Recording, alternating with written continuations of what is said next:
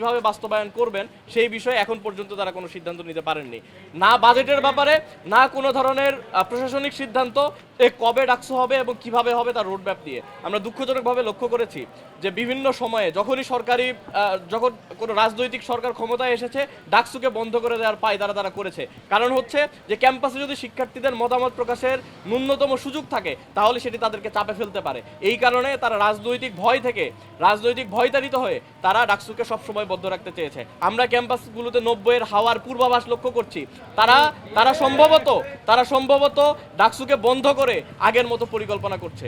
কিন্তু আমরা জানাই দিতে চাই, আজকে আমরা যেমন দাবি তুলেছি এই দাবি আমরা আদায় করেই ছাড়বো। আমরা বলতে চাই যে ডাকসু অবশ্যই বাস্তবায়ন করতে হবে, সেটা যেভাবে বাস্তবায়ন করবে সেটা প্রশাসনের ব্যাপার। ডাকসু শিক্ষার্থীদের অধিকার, আমরা শিক্ষার্থীদের সেই অধিকার বাস্তবায়ন করেই ছাড়বো। দ্বিতীয় যে বিষয়ে আমরা কথা বলেছি সেটি হচ্ছে শাহবাগ থানায় হামলা সহ এই ক্যাম্পাস এবং বাংলাদেশের সমস্ত ক্যাম্পাসে হামলার যে বিষয় সেই বিষয়কে টেনে আমরা কথা বলেছি। আমরা দেখেছি শাহবাগ থানায় যে ব্যক্তি হামলা করেছে ঠিক সেই ব্যক্তি অন্যান্য হামলাগুলোর সাথে জড়িত ছিল। আমরা দেখেছি শহীদুল্লাহ হলে শিক্ষার্থীদের উপর কারা হামলা করেছে। এই হামলাগুলোর বিচার যদি প্রথমেই বিশ্ববিদ্যালয় প্রশাসন দ্রুততার সাথে করতে পারত, স্বচ্ছতার সাথে করতে পারত, তাহলে এই ধরনের কোনো ঘটনা ঘটতো না। তারা মব তৈরির যে কালচার এই ক্যাম্পাসে তৈরি করেছে, এই কালচারগুলো আর কন্টিনিউ হতো না। কিন্তু আমরা দেখলাম কি যে প্রায় 3-4-5 মাস পার হয়ে যাওয়ার পরও বিশ্ববিদ্যালয় প্রশাসন এই ধরনের কোনো সিদ্ধান্ত নিতে ব্যর্থ হয়েছে। তারা আমাদেরকে সর্বশেষ বলেছে রবি এবং সোমবারের ভেতরে তারা এই তদন্ত রিপোর্ট পেশ করবে, সবার সামনে জনসমক্ষে নিয়ে আসবে। যদি তারা এটা করতে ব্যর্থ হয় তাহলে আমরা আমাদের জায়গা থেকে কথা দিয়েছি যে আমরা এই তদন্ত রিপোর্ট বের করতে যে ধরনের পদক্ষেপ নেওয়া দরকার, কঠোর পদক্ষেপ নেওয়া দরকার, আমরা সেটি নিব।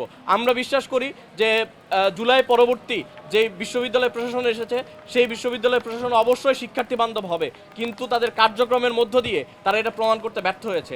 যখন ডাকসু নির্বাচনের জন্য আলাদা করে ফান্ড দেওয়া হয় না, যখন ডাকসু নির্বাচনের জন্য আলাদা বাজেট থাকে না, তখন এটা প্রশ্ন করতেই হয় যে ঠিক কোন কারণগুলোতে তারা বাজেট দেয় আর কোন কাজগুলোকে তারা অপ্রয়োজনীয় মনে করে। তারা কি ডাকসুকে অপ্রয়োজনীয় মনে করে? যদি মনে করে সেটা তাদেরকে স্পষ্টভাবে বলতে হবে। কিন্তু আজকে করব কালকে করব এভাবে সময় বাড়িয়ে সময়কে প্রলম্বিত করে এটাকে টেনে নিয়ে যাওয়ার সুযোগ নেই। আমরা একটা ডেডলাইনের উপর ভিত্তি করে আমরা আগাতে চাই। আমরা সেই কথাও বলে এসেছি। আমরা আশা করছি যে দ্রুত সময়ের ভেতরে ডাকসু কিভাবে বাস্তবায়িত হবে এই রোডম্যাপ আমাদের সামনে, আপনাদের সামনে এবং বিশ্ববিদ্যালয়ের শিক্ষার্থীদের সামনে তারা স্পষ্ট করবে।